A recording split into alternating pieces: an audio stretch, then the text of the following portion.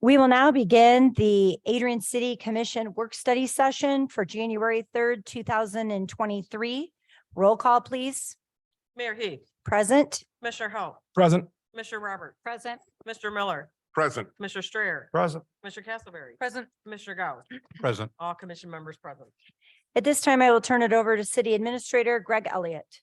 Thank you, Mayor. So the first thing we're going to talk about tonight is our code enforcement program. And we're just going to give you a update as of the end of the 2022 for how things are going. We did this, you may recall, at the end of 2021. And so this is just updating that information through 2022. So Matt, if we could have the second slide.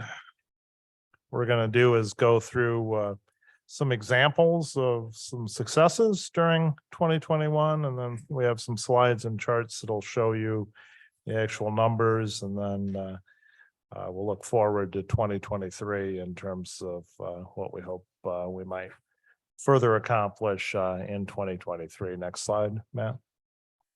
So this is one of our examples of a successful code enforcement effort. This was 216 Chestnut. This was a result of our rental housing inspection program. So it was inspected on February 22nd. The owner was required to scrape and paint, and you see the results there as of the end of November of last year. Next slide. This is 503 Dennis. This was enforcement initiated as relates to scrape and paint. They were held up due to lead issues for a time, and we granted an extension into 2022.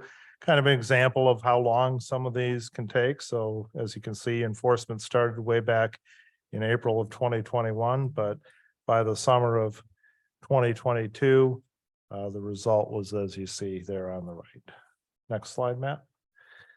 706 Dennis, again, enforcement initiated as opposed to a rental issue. This took also about a year to complete, but the result, as you can see there on the right, is very, very nice. Next slide. This is 530 Frank Street. This was a rental enforcement action, rental inspection related enforcement action inspected on in April of 2022, required to scrape and paint as of November. You see the result. Next slide, Matt. And 722 Erie, similarly enforcement related, started in March, and it's a little dark there, but you can kind of see it looks way better as of this fall. Couple more here. 822 Ormsby, similar. This property went through the court system, multiple tickets in 2021 and 2022, finally achieved compliance in the fall of 22. You can see the result is quite nice. And then next slide, 838 State. Again, enforcement initiated earlier this year, tickets issued, resulted in the scrape and paint job that you see there on the right. So quite a success. Couple more. These are non-residential. This was the Good Times Bar and Grill. Complicated enforcement because the railroad owned the real estate, although had not controlled the building. The building had been rented out on a land lease. But working with the railroad, we were able to get them to demolish that. And so you see the result on the right. And then finally, we're all familiar with this property. I believe this was on Michigan Street. Dumping had been occurring here. Again, it was railroad owned property, and we just kept after them and the result was that it was cleaned up by the end of summer in 2022. So looking at some numbers, this was what you saw last year for 2021. We had, by comparison, 1,400 enforcement actions in that year. You can see the breakdown there on the right. And then we'll just quickly jump forward to 2022 if we get the next slide there, Matt. So this is how it looked this year. And we're up. So that was our goal, was to have more enforcement actions in 2022 than we had in 2021. As you'll recall, we added capacity with our community revitalization coordinator in 2022. So we want to be more efficient and have the officers in the field more. You're going to, looking at this slide, think, well, okay, but that's not a substantial increase. And the explanation for that is on the next slide. If we could have that one, Matt. These are how our rental housing inspections go year by year. So they're skewed very substantially toward 1 year, which happens to have been last year. 2,520 of our rental housing units are due to be registered and inspected and certified in 2022. And so Jake and Leslie, to a large degree, were spending all of their time with those 2,520 rental housing units in 2022. You can see, 5 times as many as the prior year. And yet we were still able to engage in more enforcement actions, which are outside of the rental housing inspections in 2022. So I consider that, given the skewing of those rental housing inspection numbers, a pretty substantial accomplishment for 2022. If we go on to the next slide, then we can see the year by year comparison. Again, the 1,400 versus 1,526 was a 9% increase, very substantial increase in notice of violations. That's kind of somewhat anomalous because it relates to how we have to now enforce trash violations versus what we used to do with just having the boulevard trash picked up. But again, a lot of activity. We did 11 demolitions for a second year in a row, which is quite a nice accomplishment, I believe. And then, of course, the 2,520 rental units that were registered and inspected during the year. So that was some nice work by the code enforcement staff, I think. Looking forward to 2023, some things that I would like to see us accomplish in the program. We need to begin a process of evening out those rental units so we don't have that year where everybody is being inspected all in the same year, pretty much. It's going to mean that we'll have to extend certain certificates beyond their normal 3-year expiration, but I think we can selectively do that and get it to a point where we have a regular. And it also helps with budgeting, because that obviously skews revenue very substantially to that year where all of those are registered. And so our hope is that we can even those out over the next several years, and we'll start that process this year. We have before Planning Commission next week an amendment to the zoning ordinance, which will require a new CO for non-residential properties that go vacant for more than 6 months, and a review for compliance with the property maintenance code and the trash enclosure requirements of the zoning ordinance for those properties, so that we get more of a look at commercial properties that have been vacant. And then we want to, again, establish our revolving loan fund to assist eligible homeowners, not landlords, but homeowners with needed property maintenance items. We've been talking about that. We need to get that in the next budget. And then we want to revise the vacant buildings ordinance to require window treatments downtown, like we did our demonstration project for. That can make a huge difference with with otherwise vacant storefronts downtown and the ambiance of the streetscape. And anything else that you all might be thinking about. And so at that point, I'll stop with my presentation and see if you have any questions or comments or items that you think need to be addressed. Got a couple. Sure. First, I want to commend our city attorney on the traction he's been getting in regards to enforcement in the court system. I think that's one of the problems we had in the past, especially when I got on the city commission, is that we would enforce our ordinances on properties and then they get to the court system and they'd be backlogged or they just wouldn't come in front of the judge. If you know my history, that was some of the issues I had when I first got elected the first time. But I guess this is a lot of good stuff. I think there's driving around town as much as I do, I see a lot of other little things like handrails being replaced, porches being fixed. I mean, these are all big ticket items which are visible to the eye. But there's a lot of little things. People have texted me, obviously, because of some of the publicity that potential policy that may or may not be coming down the pipeline. And they tell me like that, hey, I seen this property on Division that had handrails broken and a broken window. Now it's fixed. So I think the city overall is starting to turn the corner. I think it's a focus from the city commission that is committed to combating blight. And I'll say this: Rudy Flores, about 6 years ago at Sauce, after a meeting, looked me in the eye and told me, he goes, "What are you guys going to do about blight?" And I said, that wasn't really on my radar at the time. I had my own things, but I go, "You're right." And we had a good conversation, he, myself, and former Mayor Jacobson, and I put that on the forefront of what I, along with my colleagues, want to accomplish, just clean the city up. In regards to the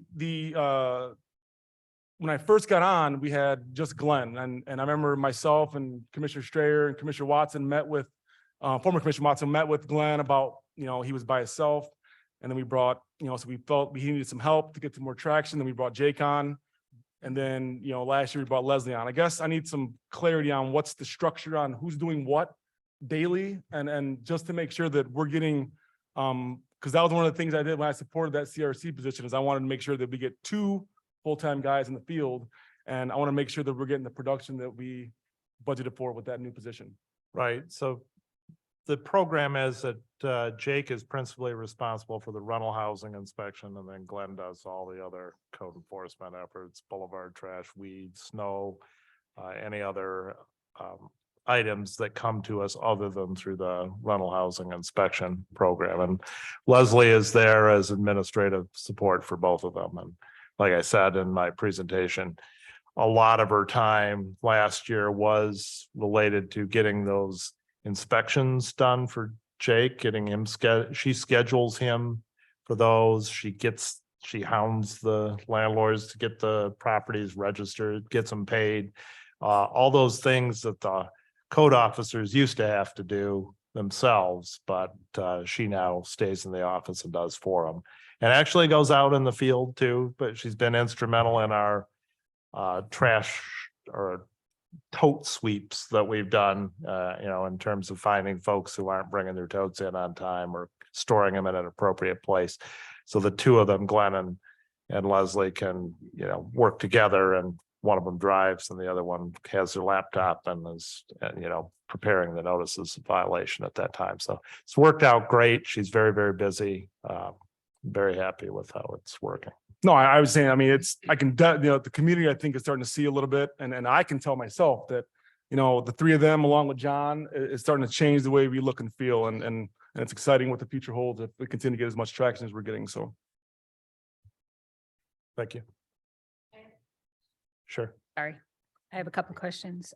So on the 1526 enforcement actions that were taken this year, what would you say is the percentage that is commercial or railroad property, residential housing versus rental housing? What's that breakdown like? Let's see if Glenn's on there. Are you on, Glenn? I am, but I have zero idea what the breakdown would be.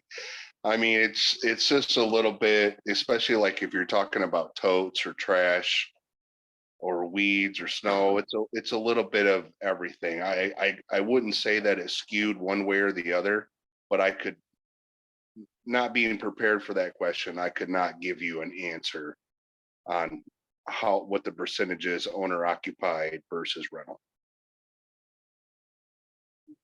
Or commercial. Or commercial? I would think, my sense would be that there's more residential in there, there's more residential properties, so it stands to reason that much more of it is residential. I just wondered what, like Commissioner Halt here said, I feel like the housing stock has improved, but I am very concerned about our lack of improvement when it comes to the commercial properties. There's not been a whole lot of movement. I mean, there's been some, but not a whole lot of movement to make things look better when it comes to commercial properties. That's one of the things we want to get at, sorry, Glenn, with the zoning ordinance amendment that I mentioned that we're considering at planning commission next week. That'll give us a look at those properties, even if they don't have to go through site plan review, so that we can make some of those improvements, just basic improvements. Who knows, planning commission may want to go further than we've suggested, but we suggested language to them, which is pretty basic. Just the upkeep plus the trash enclosure requirement. Thought that's very fair, not an unreasonable expectation, but a way to get those properties looking a little bit better if they're going to be reoccupied. So right now, your thought is to do a 6-month vacancy? Yeah, if a property's been vacant for 6 months, they're gonna need a new certificate of occupancy, and that certificate of occupancy in order, so if you want to move into that building at that point, even if you're not doing something that otherwise would require a new certificate of occupancy under the building code, you're still going to need one, and that review will consist of those elements that I suggested: property maintenance code plus trash enclosure requirements. Do we know when commercial buildings are vacant?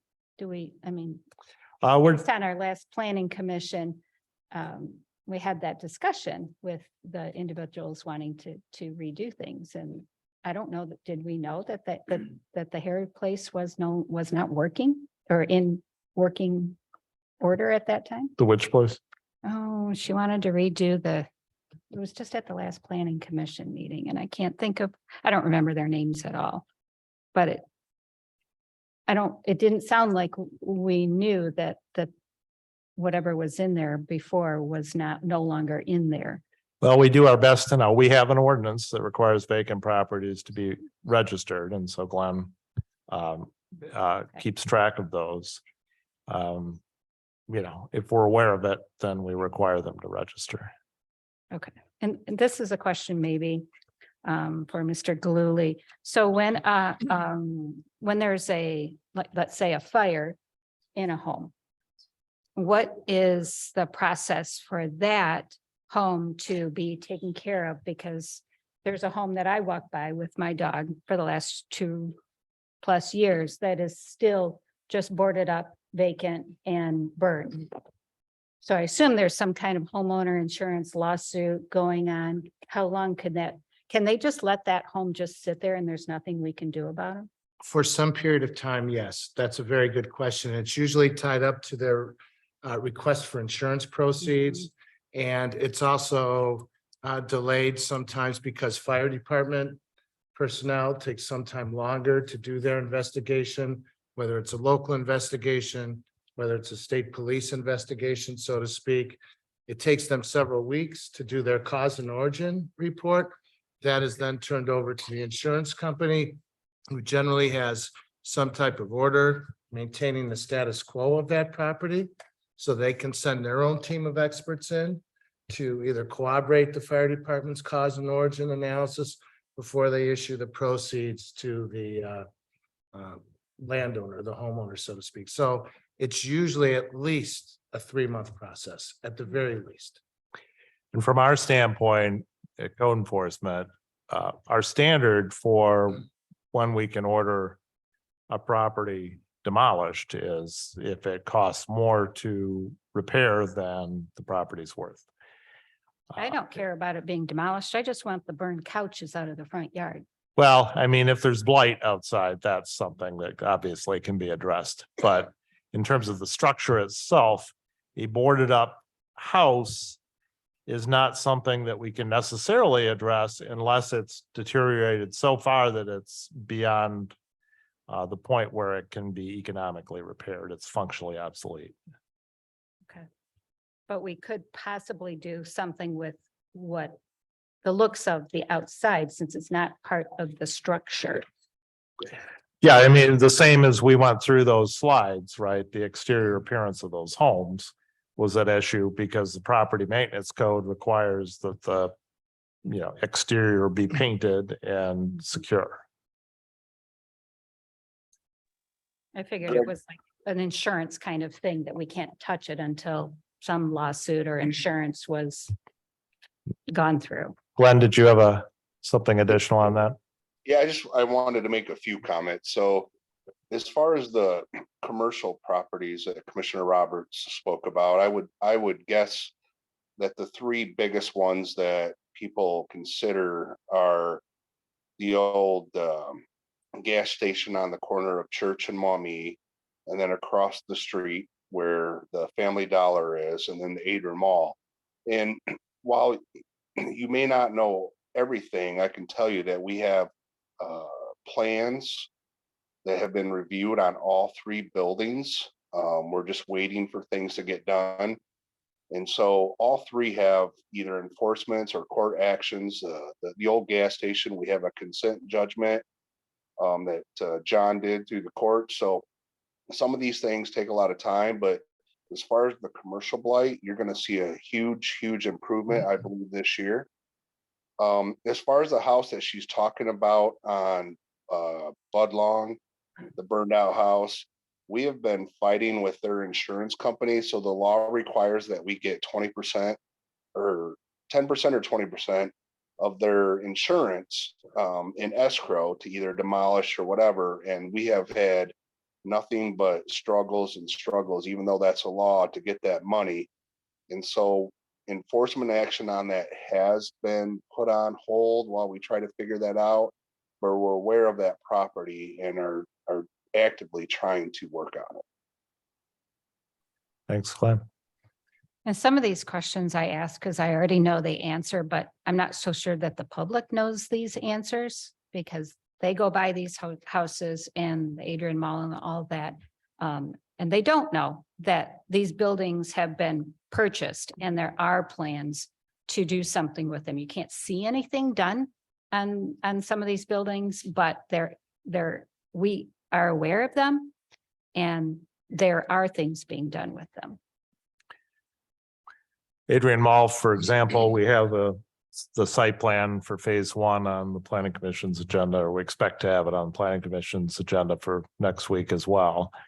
And that first phase site plan includes the demolition of the portion of the building between Dunham's and Ollie's and Hobby Lobby, which are actually separately owned.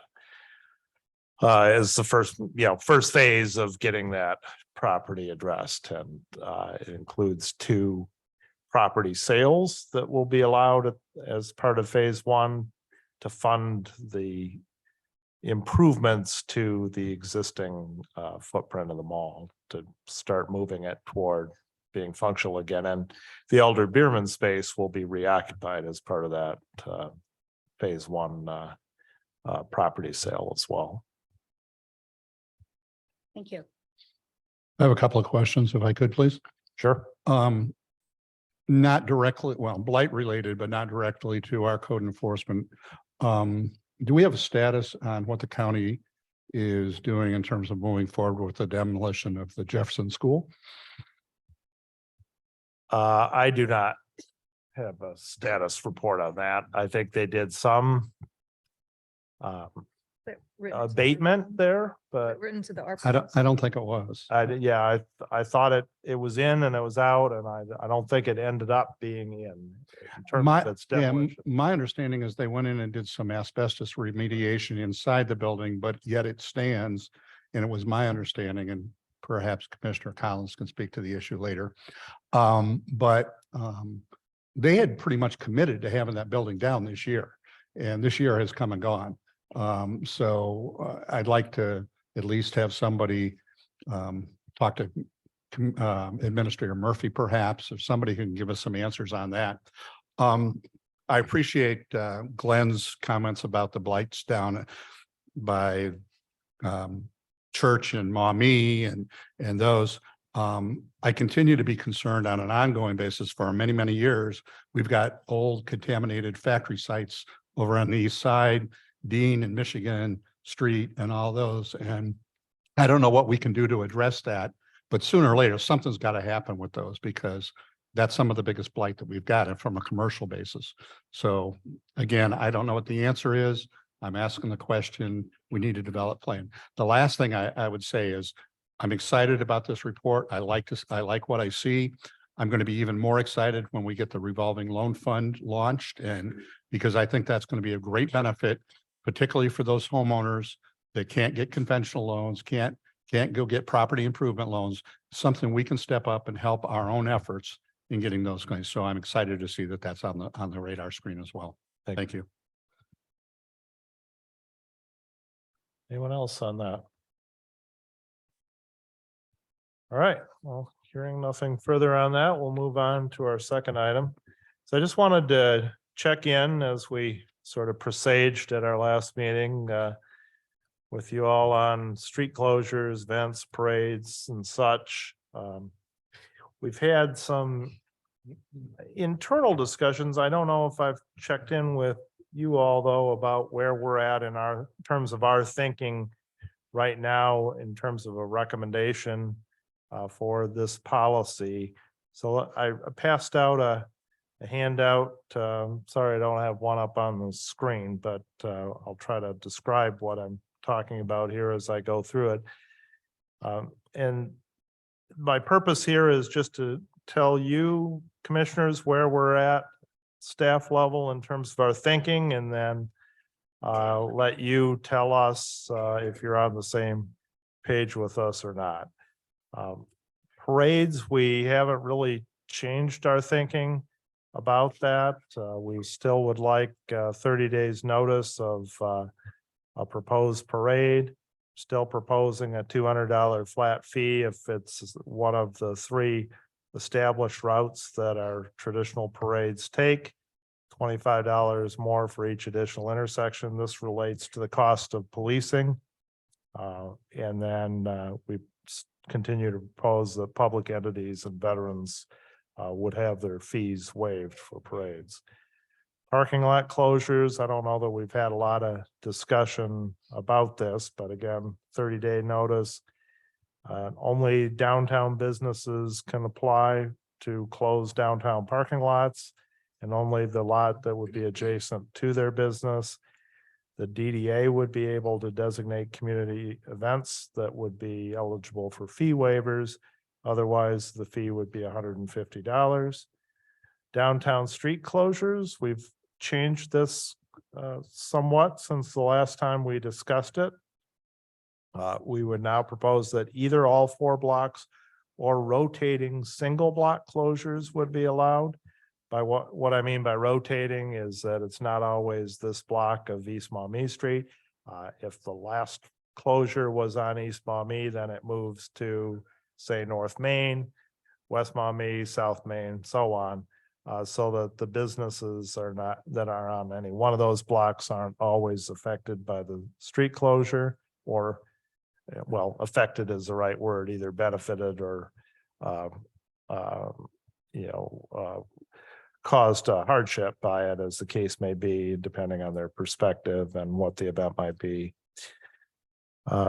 They would require a DDA sponsorship. So the idea is that only the DDA closes downtown streets, but we would propose to adopt our existing 5 events: First Fridays, Ardelicious, Cinco de Mayo, Juneteenth, and Pride Fest as existing events. Hand those off to the DDA, ask the DDA to work with them in using the Main Street approach to help grow their events. And then let the DDA be the evaluators of what further downtown street closure events should be. We'd like 60 days notice of such a proposed event. We're proposing the same fee for all 4 blocks, $650, but a fee of $300 if it's only 1 block. Again, it relates to the cost of policing and securing that block and cleaning it up and so on. Residential street closures, again, haven't had a lot of discussion on this. No change from what we previously discussed. 30-day notice requires 50% of the properties on the block or blocks sign off on the proposed residential street closure, $150 flat fee. Applicable to all these would be a deposit to ensure cleanup and compliance. The things that we ask the party to do are clean the streets or sidewalks, post street closure signs as appropriate, and provide extra trash receptacles, or alternatively, they can pay a fee for a trash sweep if they're not going to provide additional trash bins for their event. And the notes on the bottom there are just the cost of things, overtime for truck drop and pickup cost, and the cost of an officer to supervise reserves if they're utilized for an event.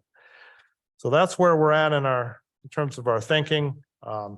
Ask commissioners if they think any differently, or what they think of what we're proposing. So are you saying that all events, even First Friday, would be paying that 300 for 1 block, or the 650 flat fee? Or is that for, I guess I just would like some more explanation on that. Well, that's what it costs. And, I guess there's a discussion to be had as to whether the DDA should be, these are going to be DDA events going forward, right? And so is it appropriate for the DDA to reimburse the general fund or not? But that's what we view the cost of those events being. And, obviously it's out of one pocket and into the other in terms of those events. But from the standpoint of the person who administers the general fund, I think that the departments should be reimbursed for those costs related to the events. So you're looking at the DDA to reimburse you for those 5 existing events? That would be the proposal. Okay. That's what I it's was- I want open for clarification. discussion, and Jay is here and he may have a different perspective on it. And I'll ask, before we get into all the commissioners' comments, if you have anything to add to what I said, Jay. No, Use the mic. So Michigan Main Street provides us with a lot of support as far as giving us different tools to use to help make these events successful. And that's really the approach that I'm looking at, is what can we do to help make the event successful, make sure that they're gaining the right, the right population they're looking for, the right people, are they being profitable or covering their costs? And they have everything from a 20-page pamphlet to give to them to look through, and we would help guide them through that, work plans that they can use, thinking of things from trash, the city departments you contact, all those things to make your event successful. So we really want to do that to help really bridge that gap for them, because they're going into an event not knowing what they need to do. And we're kind of the keepers of the knowledge, being the DDA planning those events. I would politely disagree with Mr. Elliott that we, burden the costs of those events. Particularly with the services that we provide for community with First Fridays and other things. And we would definitely, we would like to do as much as we could to support them. We just, it could be quite burdensome for us to pay for all those costs. I have some concern with the DDA adopting those events, because I know many of those events have a strong identity in and of themselves as a group. And I'm a little concerned about the DDA adopting those events as their own. I don't wanna think that be sure that's, that those organizations don't lose the identity that they have, that we support and grow those identities through that event. But I just want to make sure that we don't overstep and make sure so that they lose their identity. yeah, that's not our intent by any means. Our intent is to be a support. to be a support opportunity, to give them some guidance and support, but it's not going to be the DDA Cinco de Mayo or or the Main Street Pride event. That's not our intent. We don't want to own things. We want to help them grow. And that's what we look to do. So in running a nonprofit myself and always having to ask for money, I totally get what that is like to burden or take that cost on as your burden. Is there a way that we can fundraise as a community those fees to help cover those costs and not take away from the groups themselves? Because I know that they have to fundraise to cover a lot of costs for themselves. So If that part of, makes sense. You know what I- right. So part of our strategic plan is fundraising. Okay. We've got a new year, we've got new plans coming in to do those things. It becomes some sponsorship opportunities. And so you've got to find the right fit for those sponsorship opportunities. So I can't guarantee that would happen, but I think there's definitely opportunities to do that. But then you've got to weigh, is the DDA really raising the funds for those events, or is the event raising the money for those Yeah. events? And that's where it becomes tricky. So in adopting those, I think we have to clarify that expectation, I guess. Yeah. So if that's, if the DDA is adopting those events, we need to clarify the expectation of funding that if the expectation is that we do put that back into the general fund. The word I used was sponsor the events. And to your point, I don't think it's necessarily the case that they're now DDA events, which is why I think the fees still apply, right? The DDA sponsors the events. They provide the assistance that Jay has identified in terms of the Main Street approach. But it would be appropriate for the event to raise the funds necessary to cover the costs of doing the things that are necessary to close downtown streets.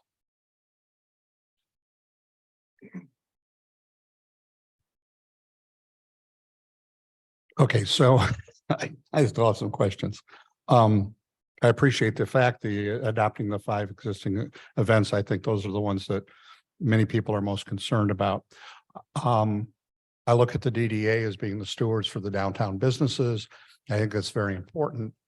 But we need to remember that downtown is part of the city of Adrian, but we need to be worried about the entire community and making sure that everybody has the opportunity. Now, looking at these 5 events, I would say we're covering some of the concerns that we had, but when it comes to some of the dollars, I think I said this at the last time we looked at this topic. And since then, I've gotten a lot of communication. I'm sure that many of us have. I don't necessarily believe that we need to break even on the cost of doing these events. I've heard from many of our citizens who feel that they pay property taxes for a lot of things, a lot of city services, but part of that is an expectation that some of that money be used for sponsoring community events, things like parades, which I've said, if we price Civitan out of the market in terms of their ability to sponsor the 4th of July parade, and they say they walk away and we don't have anybody sponsoring a 4th of July parade, we'll probably be the only municipality in the nation that doesn't have a 4th of July parade. So I'd hate to see that happen.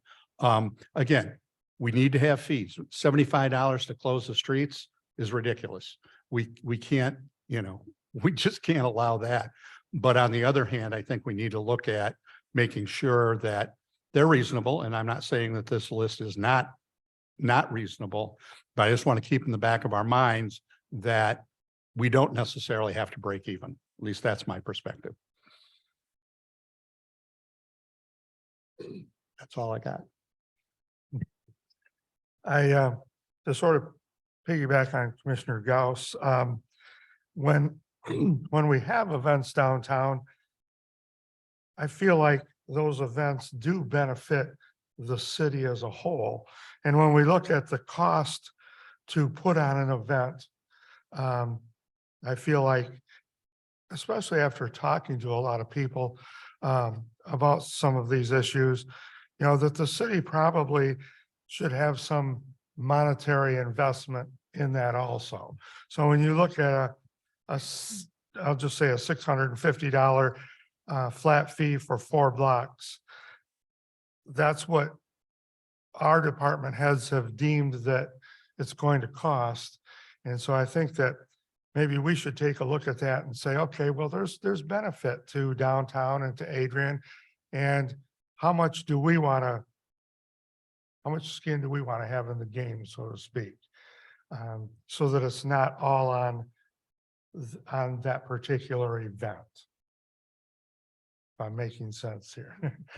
Is Right. it possible, oh, sorry. No, you're good. You're good. No. Is it possible to write it in existing parades, the 5 existing events and funding those through our budget? And then rather than a 30-day notice or whatever, if you want the city to fund one of these events, then we plan for a year and it goes into our budget. Does that make sense? Yeah, I understand what you're, Now that I'm in favor of completely funding these 5 events because I'm more in favor of what I think I'm hearing from Commissioner Goss and Strayer, that, you know, we need to have a look at that fee and say, okay, we are getting some benefits from these events and we don't want them to go away. But I don't think that we should put them in our budget. Maybe we just bring that fee down for these 5 events and do half, you know, if half for, you know, that we're going to put in, because we're going to get tax dollars back from businesses that are, you know, selling stuff and doing well and all of that stuff. So we are gaining in our general fund something from these events. So I think $650, even though that's the cost is too high. I do. I don't think that that's something that many of these events could or will want to be able to afford. And especially with First Fridays. I mean, that's, how many do we do? That we close 6, maybe 5, 6 a year. That's a lot of money. Oh, sorry. I think we're moving towards the right direction just by letting people understand just a break-even figure. So even if that 650 isn't touched by many of these groups, and we are actively meeting them halfway or even further and helping out, they need to understand. I think groups need to understand that this is just not this is where the costs are. And I think that's important for groups to understand. And I'm all for being able to help. And I don't think we even have to establish what our help is going to be. I think every group could be looked at in a different way. We need to offer our assistance, but I think it's also important for the groups to understand where we're starting from. And that's why I was asking that, because as a member of the DDA, I was highly concerned when I thought that's why I asked that question. I just know, because I know that they're looking at, you know, First Fridays and all these downtown events and like taking them in. I don't know where I went, I'm still on, but taking them in, and I was really worried about, you know, that cost coming onto the DDA and how that would happen. And I do feel there needs to be some kind of a meet, whatever it is. And I also am concerned that with the parades, because I feel the majority of the parades are already veteran or public entities. It's very few. So I feel like we're singling out those very few. The Lenawee County Fair Parade, which is a really big parade, the 4th of July parade. And yes, I don't want to be one of the only communities in the country that does not have a 4th of July parade. I also have the same concern. And I just feel like there's only a few that are going to have to pay where everybody else doesn't have to, because they are schools, like like school parades, or their veteran parades, which is your Memorial Day or Veterans Day, all of those. So I'm also concerned when it comes to the parades for that fact as well. so the issue is not necessarily the existing parades. It would be easy enough to do what we're doing sort of with the street closures and say, all right, well, these are the existing parades. We're turning them over to the DDA to work with and sponsor. The question is, what happens when the next person comes and wants to have their Klan parade? And there's no fee, and you just call up the police and demand to close the streets because, you know, we don't have any rule to the contrary. You know, there has to be some barriers to entry. There has to be some procedure or policy related to who gets to close city streets and parade on them and demand the resources of our police department in escorting them through those streets, because that's the only way a parade happens, is with the police closing them block by block as they go along. And I do like the 30-day notice for sure, because after listening to Chief Emmerich, discuss how he hardly gets any notice and they really have to scramble on some of these parades to get enough coverage. And we don't want to have somebody barreling through with a car through a parade route because a police officer didn't get there because they were short staffed because we didn't have enough notice. That would be the worst case situation there. And I highly agree with having that day notice, that 30-day notice. But yeah, I guess that I was looking more in just relation to the existing already parades that we have. And I was really looking at our 4th of July parade and Lenawee County Fair Parade, because I feel there's maybe a few others, but the majority of the rest of them fall into the other area. So that's why I was, maybe it could be something like Commissioner Castleberry suggested, where just like the DDA brought, the idea is for them to adopt the 5 existing events, maybe adopt the existing parades, or just like the existing parades still go on, but they still need to stay within the 3 designated routes. They still have to have a 30-day notice, all of that. I think that Parks and Rec, community well-being, making sure that we are celebrating our cultural and identities, et cetera, is important for a community. It builds community. So it doesn't just build business, it builds community. And I think that's really important. And so I would like to adopt these into our budget, the existing parades and events. And I do think we need to set parameters, but then in the next year, if something comes up that is takes the downtown and we can help support that, then that goes on next year's budget or whatever, if that makes sense. I think that these are important events and that the city should still sponsor these events, the parades and those listed events. Well, can I ask a question really quick to relate to that? The Back to Bricks promo tour that's coming, is that something where the DDA would be expected to do the 650 because that event is coming into town as well? I guess that's one of my questions as well, because that's a special event coming up this June. That's a big deal. Well, I mean, that's how much it's going to cost to close. Yeah, I mean, the 650 number is not a real number. I mean, that's what I would view as a reasonable contribution toward the direct costs of it, right? There's no overhead in there. There's none of the things behind the scenes that need to be in place to even be able to make a street closure happen. That's, X number of DPW guys on overtime, parking trucks, and a police officer to supervise reserves. That's all it is. So it's, to say that they're covering the cost of the event is not correct. But we felt like that was the reasonable direct cost directly related to the event. And I mean, this is a budgeting discussion we need to have as between the city and the DDA as they propose more things and want to do more things downtown. That will impact the general fund. And so, what is a reasonable amount to contribute to the general fund each time that happens? Go ahead, Jay. The Back to the Bricks is a partnership with the city of Adrian and the DDA. So I think that one's covered. One thing I did want to add though is I've also been working on a criteria for events to make sure that they focus they follow what the DDA has. So our mission statement, where it's arts, culture, community, really looking at those opportunities to make sure that they're in line with what our vision and mission is. So if it would fall outside of that, it may not be something that we would want to sponsor.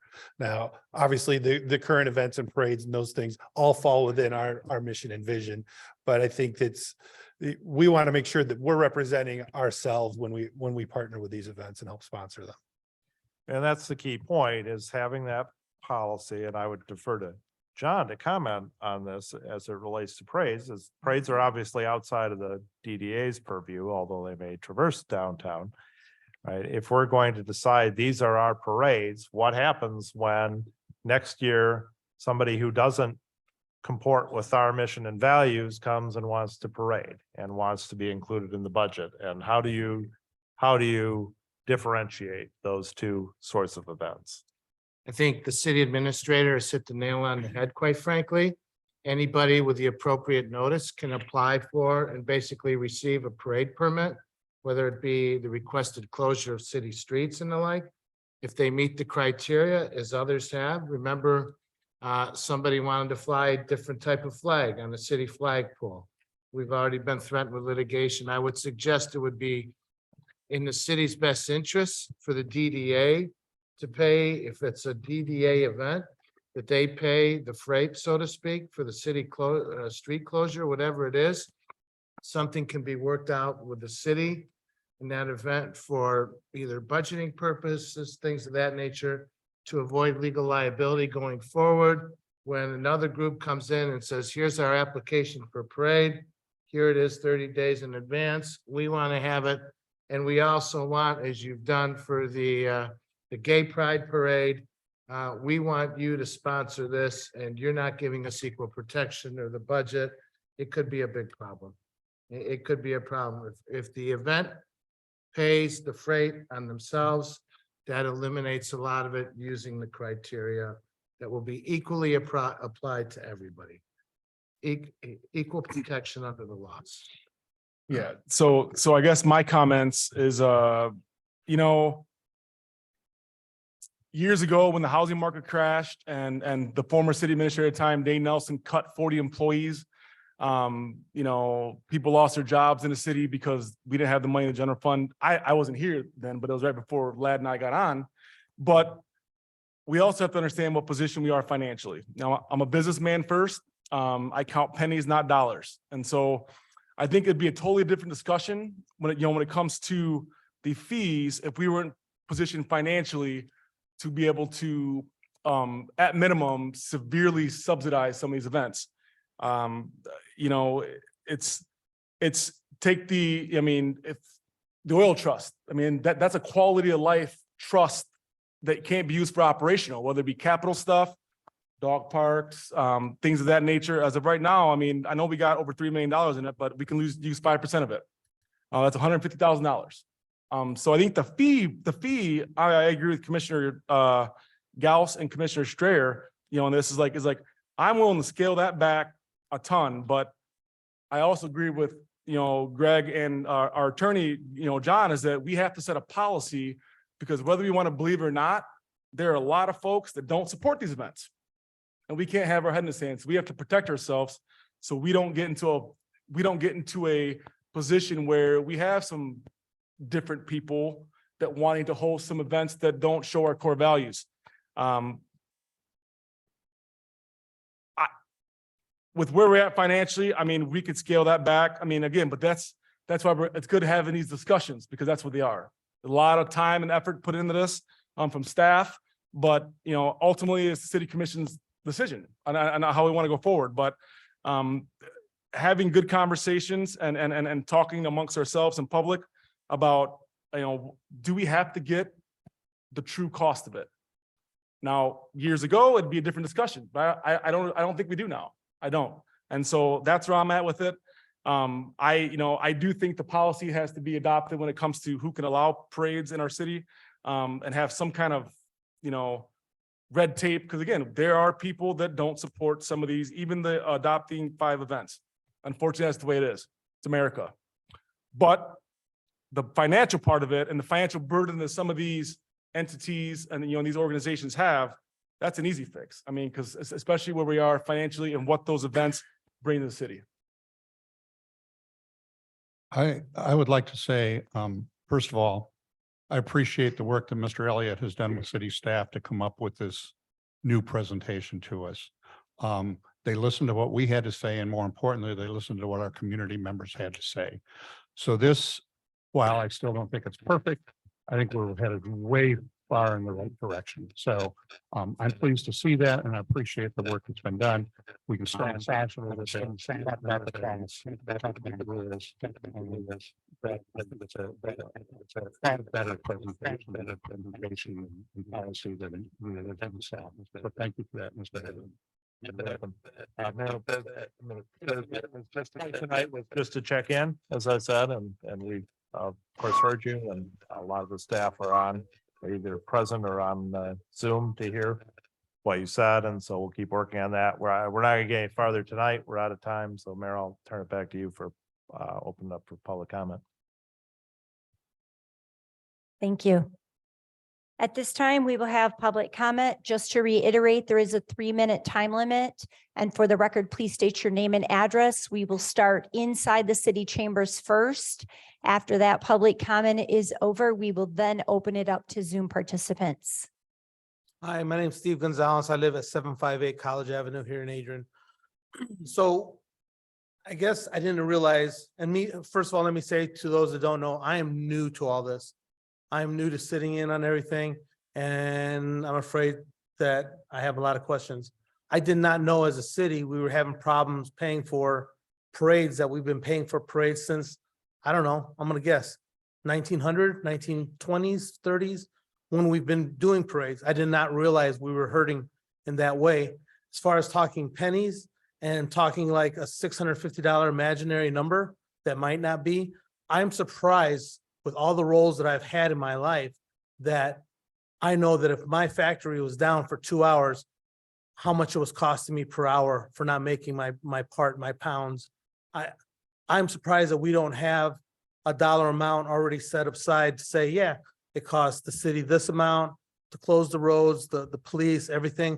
Then we can say we know what number we need to try to hit the middle ground for if we do need help, because if the city is suffering when it comes to paying for these type of things. Okay, I do appreciate hearing about, the art, the culture, the community. Those things are very important to me. I have a hard time believing that we will make a school pay for a homecoming parade when we all in this place have had skin in the game when it comes to kids, children, grandkids for Adrian Public Schools. Like, that should be a gimme. I'm surprised we don't have a single APS Friday just for our school district. Okay. And now when it comes to the Cinco de Mayo, who do you get to pay for that? A lot of the businesses that are already Hispanic, Latino, there's not very many that take advantage or get to reap any of those benefits. But yet we make up about 30% within this town, which is exactly pretty much more or less how many people that are Spanish in this room right now. I have a hard time understanding where we're hurting. Teach me, show me where that number, and then let's see what the real number is. And maybe that's how you can buy the community and myself and other people into believing it. And as far as creating bylaws, I think only people who are from the city of Adrian should be able to pull a permit. Maybe that's already in existence, maybe not. But those are things that I'm just interested in finding out and learning more about those type of things so I can ask the right questions in front of all of you. Thank you.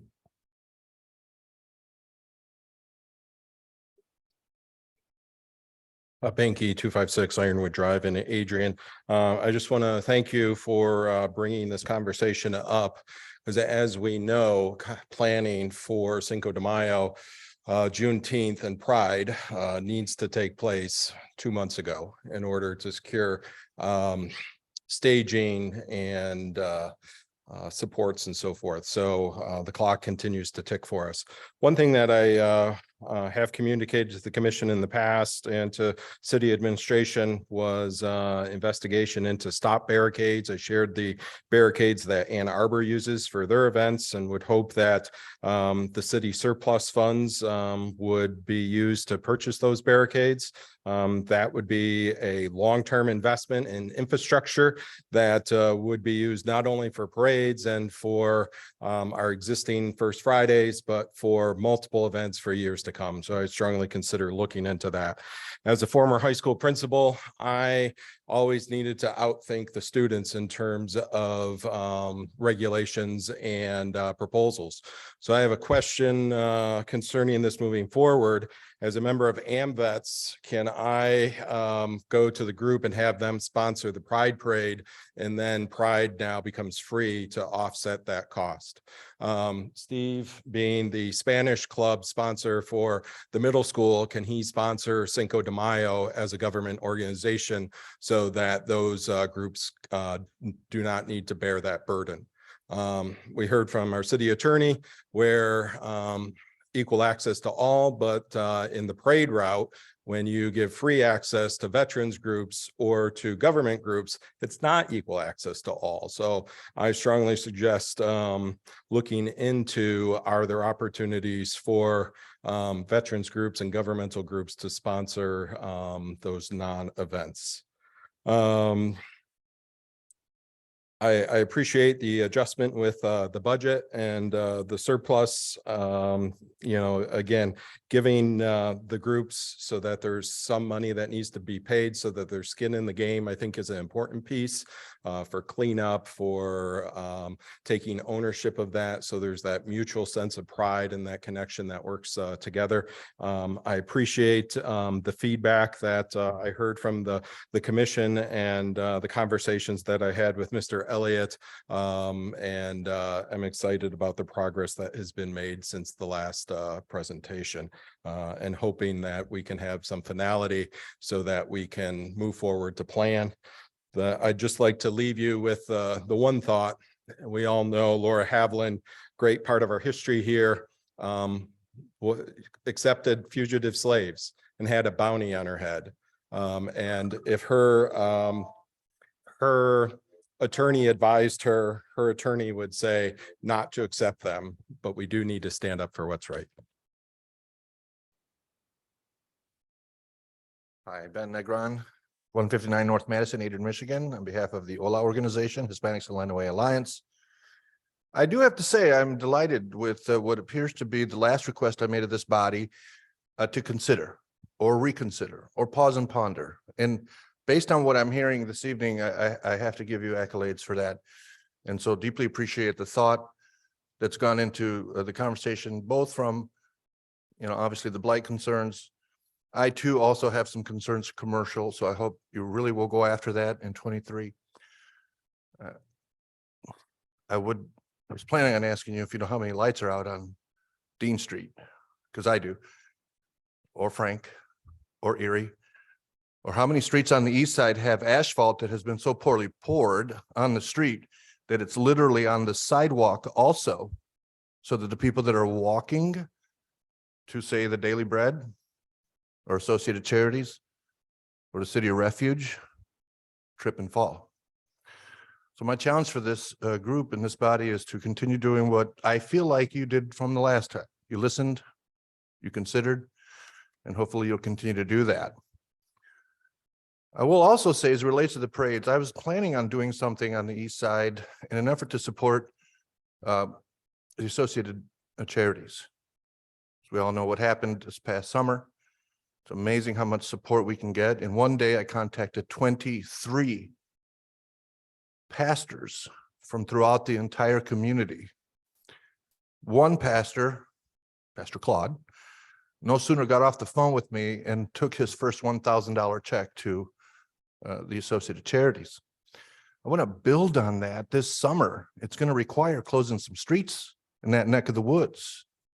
And the OLA organization and others like Meyer are prepared to help and support that. So I really would ask you to think about, why are we here? You're here to sell. let's go to marketing and economics 101. You're here to sell City of Adrian. And there's a lot that goes into that. I get it. It's not that simplistic. But getting people to come through and walk through the beautiful streets and all the enhancements that have made the City of Adrian downtown, and getting to know the great organizations that do so much good work on behalf of the marginalized communities over on the east side, it's all good. It'll pay for itself. Thank you.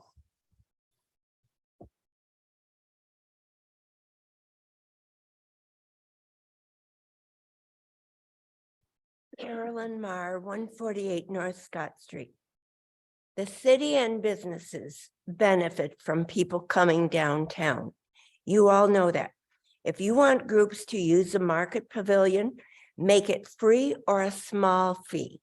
That makes the vendors at the Saturday market also have to just pay a small fee since they don't make very much money anyway.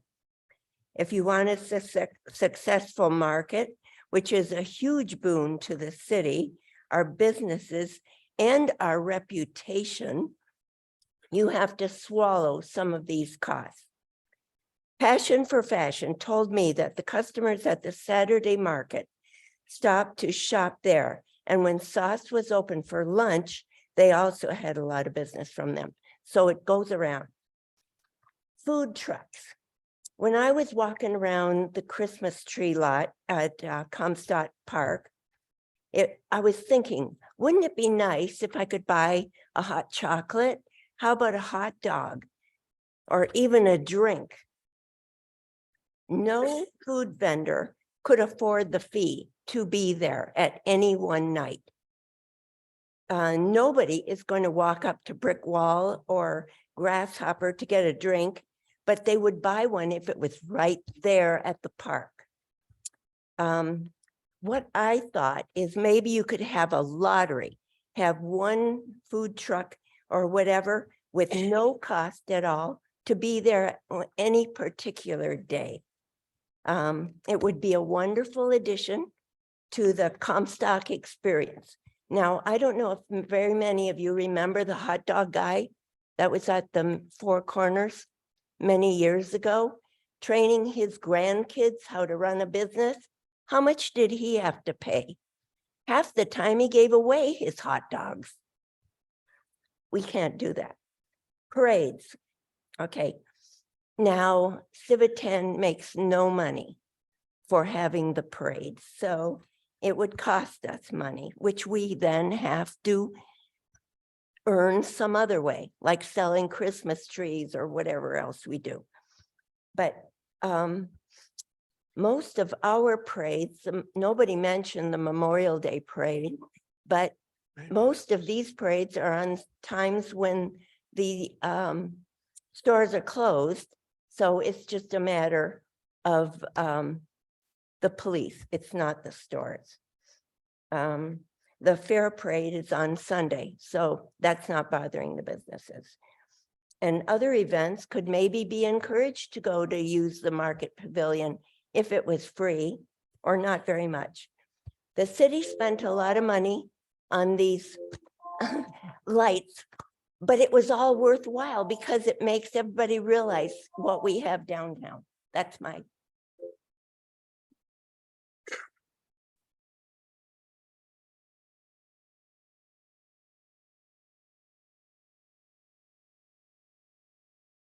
Hello, Joaquin Ramos, 422 South Winter. I really echo a lot of the great points that have been brought up today of if we want to see more culture, if we want to see more people, if we want to sell Adrian as a place to be, we do need to make it easier to have parades and events. Of course, we do need some sort of protection. Of course, we probably should have some sort of policy, but these don't need to be super strict, and we need to make this still as available to the community as possible. And that probably does require some sponsorships from the city or DDA, etc., and some swallowing of certain costs because we believe that that is worthwhile to our city, that it makes our city a better place. That also goes to a lot of these other things that we already do, like how much did the Comstock trees cost? How much did all of that electricity cost? But we do it because we think it matters, think that our community enjoys it. Why do we put decorations downtown? Because we think our community enjoys it. And they do. Sometimes people even talk about, hey, could you like bring that to our block too? People really do enjoy these things, and some of them, yeah, cost a little bit, some of them not so much. And I would argue that a lot of the cost is worth it to the community. And as mentioned by a couple of you, some of us believe that's part of what our tax dollars go to make our home, make our community a better place. I'll have more thoughts for you later, as you know, but thank you for the time.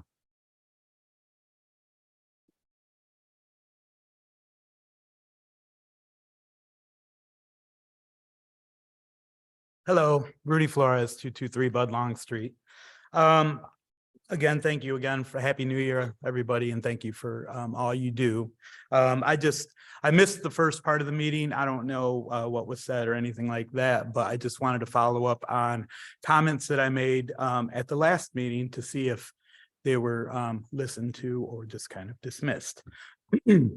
Last time we gathered on this topic, we talked about, or I spoke about the lens, looking through a lens of diversity, equity, and inclusion when it comes to making not only this decision, but I mean, I think it's prudent to make all decisions using that lens.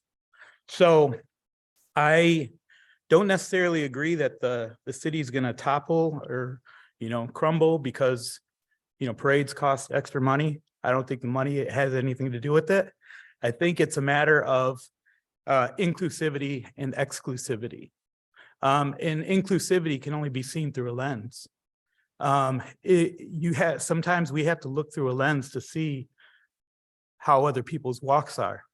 And when you look at our community, when you look at our city, just financially, we're a great majority of folks are living on or below the poverty level, which means that they can't afford a lot of things that we can afford very easily and things like that. So I would just encourage our commission to continue and to practice looking through the lens of diversity, making sure that when decisions are made, that they're inclusive of everybody in the city, not just a certain few. I believe downtown is going to thrive, but who is it going to thrive for? That's looking through the lens of diversity. I would like to see it thrive for everybody.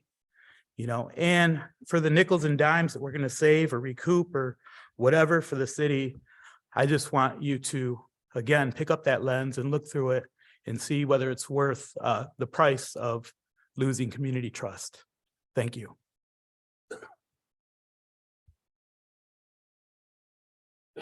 Hi, Judith Hammerly, 1183 Glendale Avenue in Adrian. Sorry for the coughing fit. Asthma sometimes creeps in. I really apologize. I've learned a lot tonight. Thank you. It's really good. And the comments especially have brought up some really important points, I think. It seems to me, and I think you've already said this, but I want to underscore, we're talking about two different things. One is cost, the city's cost, and the other is a guideline about what kinds of events comport with the city's values. And it seems to me that needs to be separated in a different discussion there too, because there are going to be all sorts of groups that won't be able to afford the money to do them if we have charges, even if we prorate it. You have a disparate impact. You're not actually discriminating against a group, but what you do has a disparate impact on groups. And so that needs to be figured in here too, because that could even be a legal challenge if that were to happen. So what I'd like to see is is a group of people talking about guidelines. And the other thing is, I think if we have fees, we run the risk of making it less likely that there'll be organizations who want to come in here and do things to enliven the city streets too. Thank you. That's it.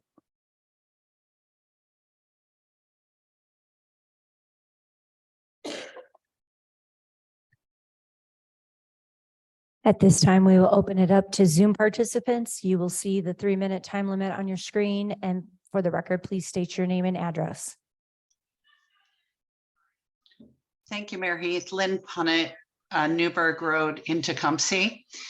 I wanted to give a brief update on Jefferson School. I serve on the Land Bank Board, and we have a special meeting tomorrow morning at 8:30 in the county chambers to make some decisions about that. We're fully committed. It's really only been delayed because of the delay in ARPA funding, releasing the ARPA funding, which is what was paying for the demolition of Jefferson School. And the county was working through the best method of documenting and getting agreements with people. And they have done that now. And some folks have received funding. So Chair Van Dyke, our county treasurer, called a meeting for tomorrow morning because there are some new blight funds available, grant funds available. And we're just going to, as a board, determine what's the best way to get that paid for. So that meeting will be tomorrow morning at 8:30. And as a board, we're fully committed to getting Jefferson down, and we want it down as soon as possible. And I thank Commissioner Gauss for bringing that up. Thank you.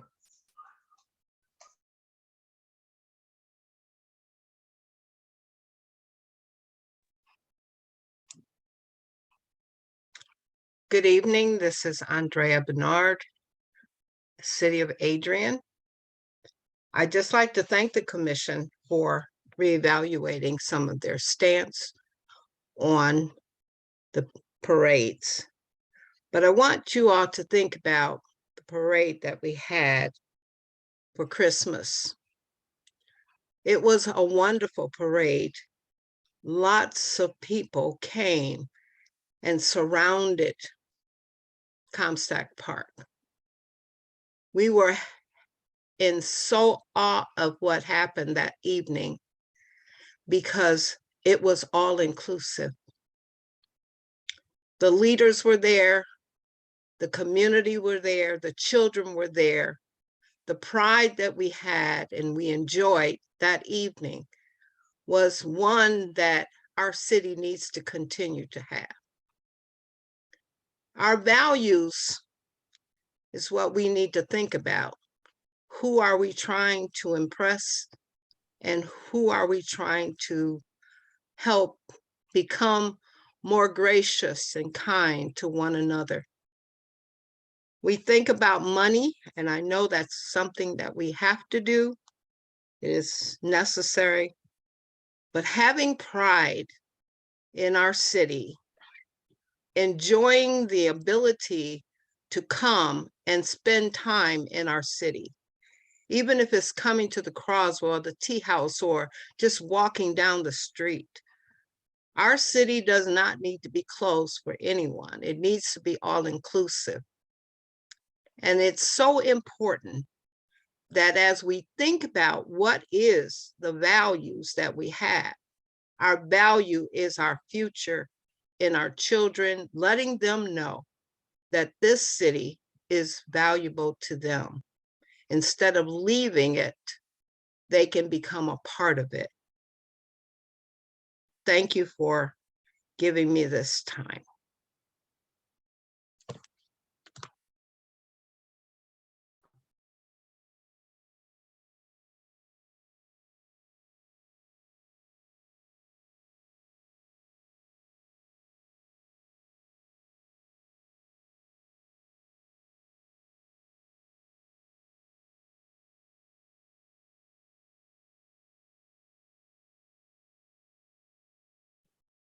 Hearing no more comments, may I get a motion to adjourn? All in favor, say aye. Aye. Meeting is adjourned, and we will begin again at 7:25 for our regular meeting.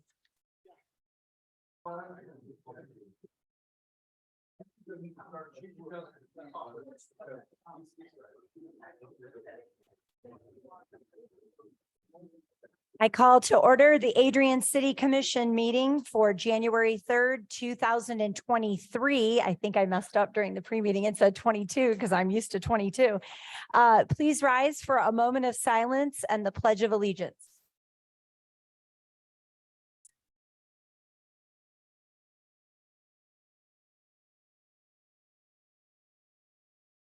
I pledge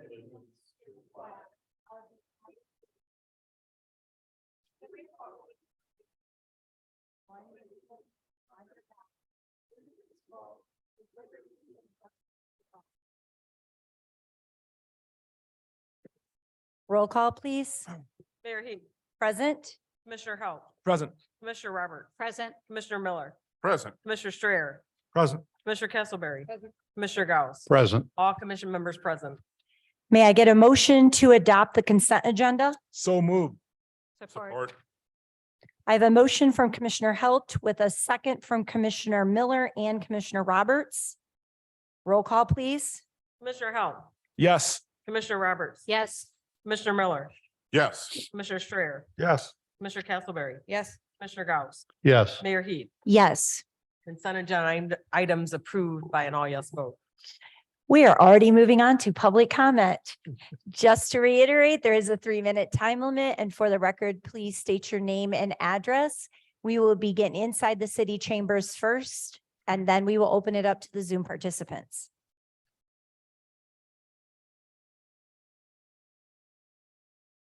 Bob Benke, 256 Ironwood Drive. Commissioner Roberts, I appreciate your resident academy proposal. What I would like to suggest is, with a number of commissioners and a mayoral election coming up in November, if Robin Connor as city clerk could do a so you want to run for city commission or mayor overview, that would at least provide residents of the city the opportunity to know what forms they need to fill out, what the timelines are for those. I know in previous election years that information was not available on the city website or social media unless you really dug for it. So encouraging residents to be active, engaged, and involved, to have that on the front page of the news section and predominantly displayed would be greatly appreciated. Thank you.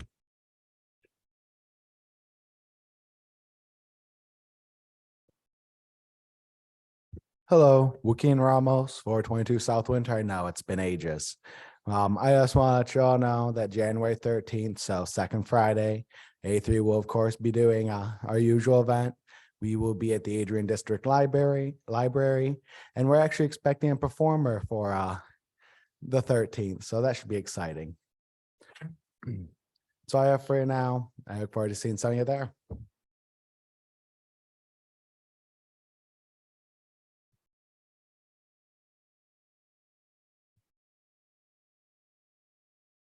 We will now open it up to Zoom participants.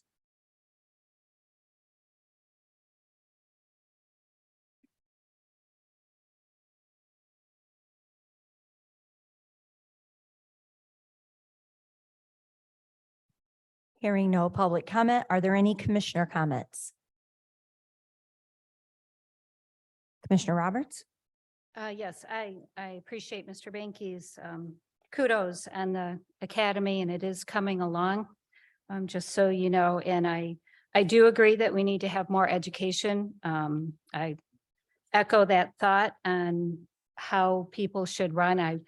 About 10 years ago or so, I was thinking of running for the Adrian Public School Board, and I missed the deadline too. So I think there's a lot of entities in this community that need to do a better job of educating what seats are open, what boards are open, and when. So thank you.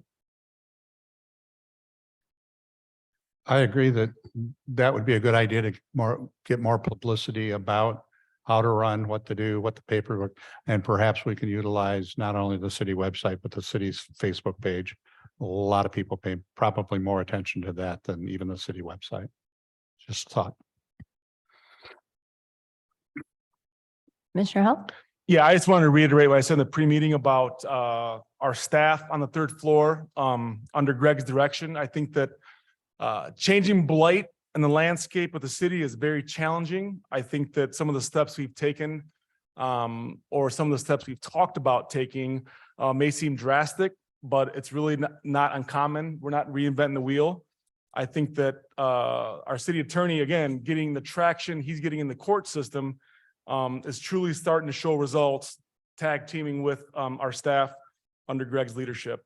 Rudy came in late, but I'm just going to say it again, as I'm out after a meeting years ago with former Mayor Jacobson. We sat at Sauce and he looked me in the eyes because that's how we conduct ourselves as friends. And he said, "What are you doing about blight?"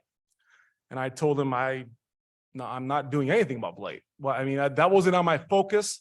When I ran 3 years ago for reelection, I didn't have a platform. I ran my first term. I had 5 things I specifically wanted to accomplish. I had an agenda. I don't run for office just to sit here. I have things I want to do. I want to try to improve people's lives. And so the second time I ran, I didn't have a platform. What am I running for reelection for? And after having conversations with Rudy and some other folks in the community is blight. City commissions have talked about remediating blight for decades. But again, with that comes change, and change is difficult. And it takes strong leadership at the elected level to understand that sometimes it's not gonna be popular as a whole, but to improve people's quality of life. And that's our main job is to control the budget, but also improve quality of life. And blight has detrimental effects from every aspect you can think of. So again, more so my comments where I want to appreciate city staff's hard work, Glenn, Leslie and Jake, John, and Greg for I'm seeing results, and it's really exciting what the future holds.